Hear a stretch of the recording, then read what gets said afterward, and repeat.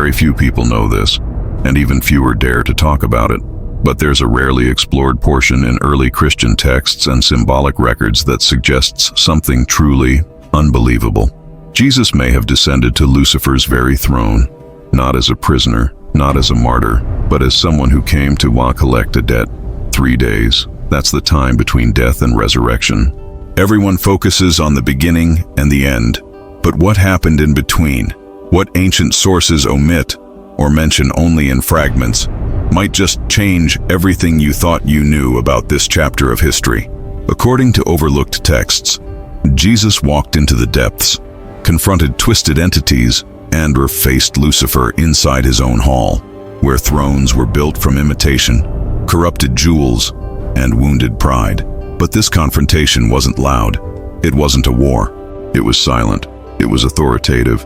It cracked foundations. And the most disturbing part, he didn't destroy anything. He simply took back what was his. Justice, according to the records, had already been served, and Lucifer's dominion, built on fear and deception, began to collapse. Not by violence, but by truth. A symbolic collapse. An empire undone without a single blow. But that's just the beginning, because what comes next is even more controversial. Jesus didn't just liberate, he offered a choice. And not just to the lost souls, but to Lucifer himself. Yes, the story says he offered forgiveness to the one who started the rebellion. What did he say in that moment? Why is the throne still cracked today? And why has this story been silenced for centuries? In today's video, you'll uncover the raw, dark, symbolic, and often ignored details of this journey between worlds. A confrontation not between armies, but between lies and truth, pride and redemption, imprisonment and freedom.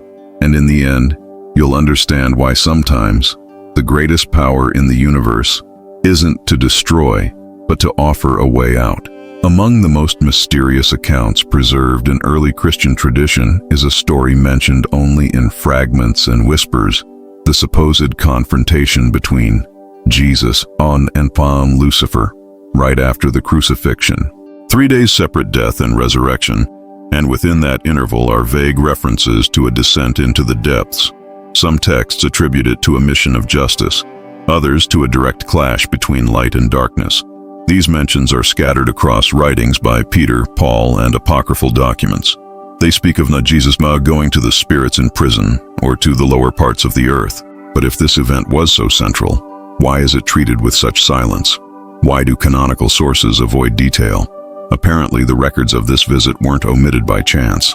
The idea of a figure like Jesus descending into Lucifer's domain is rich in symbolism. It mirrors themes from ancient mythologies, like Orpheus in Hades or Inanna in the underworld. But here, there's a twist. The confrontation is direct. The abyss isn't just explored, it's challenged. And that shifts the entire weight of the story. Various texts describe the realm of darkness as a place where time folds, light cannot enter, and hope does not exist. A symbolic landscape of forgetfulness and imprisonment. But into this place, Jesus reportedly walks with purpose, not as an intruder, but as someone who knows the way. The accounts say his mere presence created cracks of light, even where the dark seemed absolute. Grotesque figures, deformed entities, detailed in apocalyptic traditions, recoil before him. Lucifer, portrayed as ruler of this domain, is said to have anticipated this visit since the temple veil tore. His throne, built from corrupted materials, dull gems and tarnished gold, symbolizes a power that does not create but distorts, an imitation of the sacred. The entire setting is more than hostile. It's a parody, a palace of obsidian, an inverted throne, all echoing Lucifer's attempt to mirror the divine. And when Jesus steps into this hall, followed only by silence and the fear of shadows, the tension is almost tangible. Here, the two face each other, the fallen being and the one whom the texts call Son of Man. What follows, according to the manuscripts, isn't a sword fight. It's a debate. Lucifer tries to assert his rights over the souls present. He points to the laws. Sin demands death. You wrote that yourself. He attempts to use universal justice against the author of life. But then, Jesus promptly answers, "It was paid." And from that point, everything begins to unravel. Lucifer's throne, once unshakable, begins to crack. The wounds on Jesus' hands are described not as signs of defeat, but as receipts, proof that payment was made on behalf of many. Power no longer lies in force, but in rightful claim. This moment echoes a classic mythic structure. The hero returns from the underworld, not with trophies, but with authority. What's most striking is that there is no destruction, only a silent transfer of power. Jesus doesn't seize the throne. He takes the keys, symbols of death in the underworld, long held by Lucifer and through fear and deception. Now, those keys return to their rightful owner. What's even more curious is that Lucifer doesn't fight back with strength, but with argument. He accuses, deflects, tries to twist logic, but judgment no longer bends to his case. The presence of Jesus, calm and firm, doesn't just unravel his rhetoric, it dismantles his entire structure of power. And at this point, the story is far from over. Among the most intriguing symbols in this story, the keys hold a central role, one of gold, the other of silver. According to ancient texts, they represented authority over life and dominion over death. For ages, these keys were said to be in Lucifer's possession, not by right, but through deception. The supposed mission of Jesus was to reclaim them, not by force, but through rightful redemption. The key is a recurring image across ancient cultures. In Greek mythology, Hades controls who enters and who leaves the underworld. In Hebrew tradition, the key belongs to the sovereign, to the final judge. So, when Jesus is seen holding these objects, the story shifts dramatically. Power doesn't change hands through violence, but through rightful authority. The gates no longer belong to the jailer. Lucifer, realizing his dominion is crumbling, tries to appeal to logic. He invokes the universal law.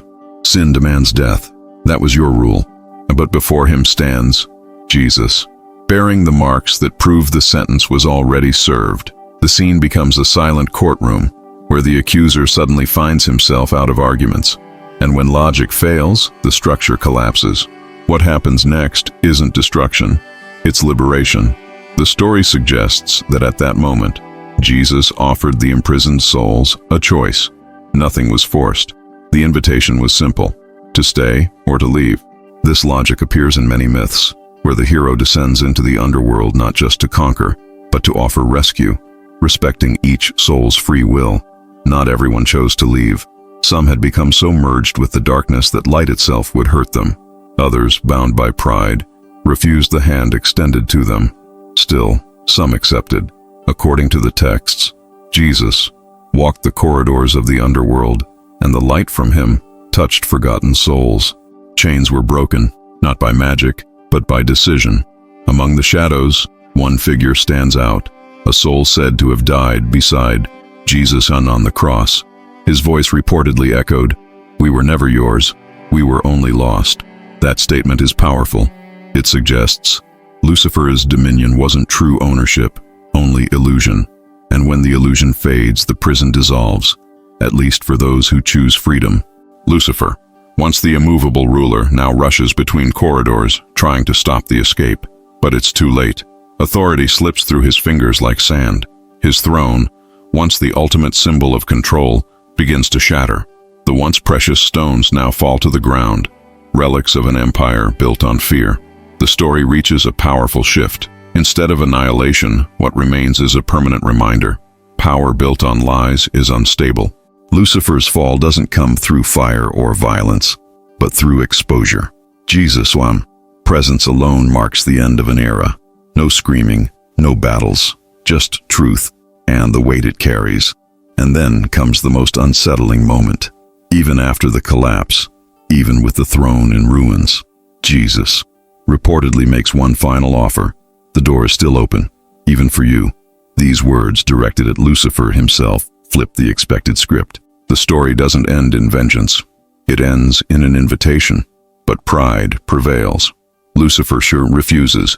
He rebuilds his mask of arrogance and vows to keep fighting. The answer he receives is brief and final. You've already lost. From that point on, there is no final battle. Only a broken throne, keys in new hands, and a realm that, for the first time in ages, is no longer completely dark. As the ancient texts suggest, Jesus returns to the surface not with noise, but with silence heavy with meaning. Some demons bow, not in worship but in acknowledgement. Others hiss, others simply watch. But the realm itself has changed, still dense, still heavy.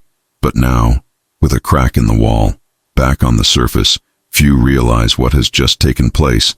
The tomb is empty, yes, but so is the underworld. A cosmic shift has occurred.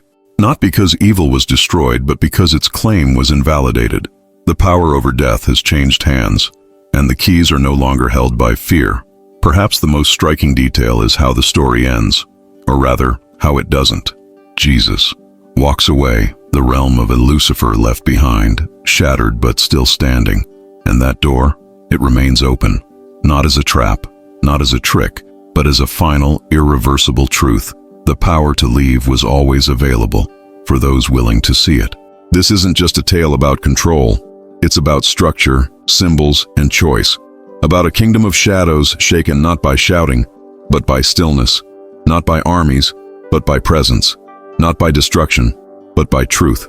The fall of Lucifer began the moment the lie couldn't stand in front of the one who knew exactly why he was there. This story isn't just ancient myth or forgotten text.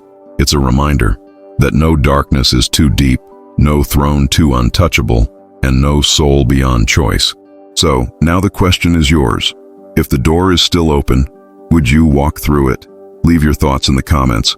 Hit the like button if this story gave you a new perspective. Share this video with someone who needs to hear it. And most importantly, subscribe and turn on notifications, because there are still many truths hidden in the shadows, and together, we're going to uncover them.